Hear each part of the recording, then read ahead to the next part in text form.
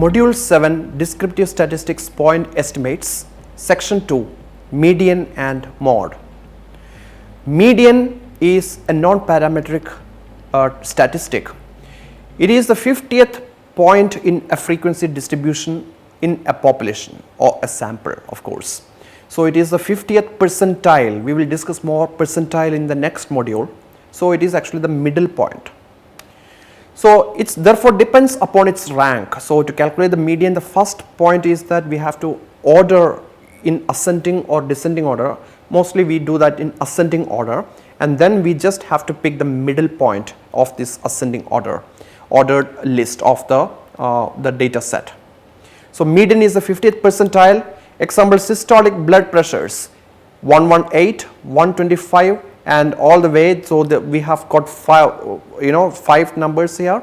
So, we just have to pick the middle value here. So, the median is 130. So, in this case you make sure that these values have to be ascending orderly arranged. So, if you pick up the middle value without ordering it, then of course that is haphazard, that is actually bizarre. Then sometimes you have even number of elements in your data set. So, the size is even number. So, in that case there is no obvious middle point. So, in that case what you have to do is that in the middle there will be two numbers. You just have to take an arithmetic average of these two numbers in the middle. So, like in this example. So, in that case if the middle numbers are 120 and 122, so the average is 121. So, that way you can calculate the median of it. So, as I told you, median income is a better measure than mean income of any country. So, it is median per capita, PPP, purchasing parity, power adjusted. So, median Indian, that is actually very, very good, because median is not affected by the outliers. So, outliers like extremely rich people cannot skew much or not at all. Their income is actually does not contribute much to the median income of any country. So, India's median income is, per capita median income is $616, which is one of the lowest in the world. So, that is actually a very disappointing situation, but still, well, we are improving, isn't it? But my point here is the median income is a lot meaningful than going with the mean income, because it is not affected by the outliers. So, let us have a mini reflection point here. What will happen to India's median income of $616 if you remove the richest 50 Indians from the calculation? A. Reduce drastically. B. Increase marginally. C. Hardly any change. You may pause the video now. Yes, it doesn't change, hardly any change, because the median is not at all influenced by the outliers. So, the answer is C in this problem. Coming next to the mode. Mode of the sample of the values of the variable y is that value that occurs most frequently. So, if the value repeat a lot, so then that is what is the mode is. So, mode I told you is in the frequency histogram, in the histogram, mode represent the peak of the histogram. So, example, how many times have you had the surgical operation? If you ask somebody the question, then most of them will say 0, no surgical operations at all. So, if you plot that histogram, then the mode is not really in the center, but it's skewed to the left, skewed to the right, with the mode will be on the left side. So, mode need not be in the center of the histogram all the time. It can be on the left or the right or whatever, and some histogram are bimodal, or it can even have 3 modes. All those things I have explained that in the histogram module. So, mode is meaningful only for the discrete data. That is extremely important. If it is continuous with high precision, you can have a lot of decimal points.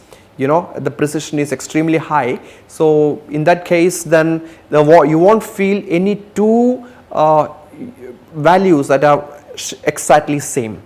Remember, if the two values are differing even with a small decimal point, then you cannot actually call it as 2 or 3 to have to call it as a mode. So, there won't be any mode in it.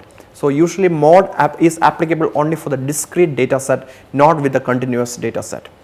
So multimodal distributions, as I told you, have got more than one mode and may indicate several of the causative mechanisms. For example, bimodal distribution in the age of the onset of Hodgkin's disease, tuberculosis and meningococcal disease, because it has got two modes. So the two modes represent very young people and very old people of the population. So that is what the causative mechanism is all about. So it is extremely important to see that mode of the histogram to make inferences about the causative thing. So in this diagram you can see that unimodal has just one peak while bimodal has got two peaks in it. So which parametric method you have to use for the central tendency? Well, we have got different methods, so which one to go with? So parametric, as I told you, is a distribution dependent. For normally distributed data, arithmetic mean is the most appropriate.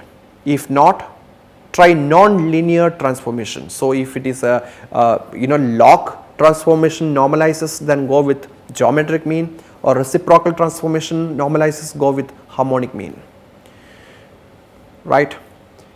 But GM and HM are least influenced by the outliers. So that is actually the robustness of the geometric mean or the harmonic mean, so that they are actually quite nice than the arithmetic mean. But don't use it if your data is already in normal distribution. Mean is much better. So if the max is changed to an extreme value, the AM will be affected. So just example here is that systolic blood pressure 118, 120, 122 and 160. So the arithmetic mean here is 130, while geometric mean is 128.9, while median is 121. So here in this case you see that if the max is changed to a big extreme value, for example, instead of 160, a key punching error made that value looks like 1600. So instead of 160 it is 1160. So in that case still median remain unchanged, because median is a non-parametric method. GM and HM are less affected, though it will change definitely. So which is larger, mean or median? That is a question here. If it is a normal symmetric distribution, then it will have only one mode, mean and median. Everything will be just same in the case of symmetric distribution. If the distribution is positively skewed, that means skewed to the left, that is the peak on the right side skewed to the left, then in that case mode is least, then median, then comes the mean. So mean will be the highest value. So for negatively skewed distributions, mean, median and mode. So mode is greater than median, which is greater than the mean. So that is what it is, see that. So mode is the highest value here in this case. For moderately skewed distributions, mode minus mean is equal to 3 times median minus mean. That is a approximate rule of thumb that you can use it. So in summary, median, mode and percentiles are 3 of the most often used non-parametric descriptive statistic measures. Median is the middle value of the ordered data set. In case the number of elements in the data set is even, median can be calculated by taking an average of the two values around its middle.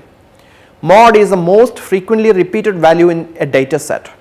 Mode makes sense only for the discrete variables such as number of deaths or count, rather than the continuous variable, for example height, weight, etc. Mode correspond to the peak of the frequency histogram. Some distributions have two modes, bimodal distributions, that might indicate different possible causes. As median and mode are non-parametric statistic measures, these are not affected by the outliers. These are therefore often termed robust statistic measures. Thank you for watching.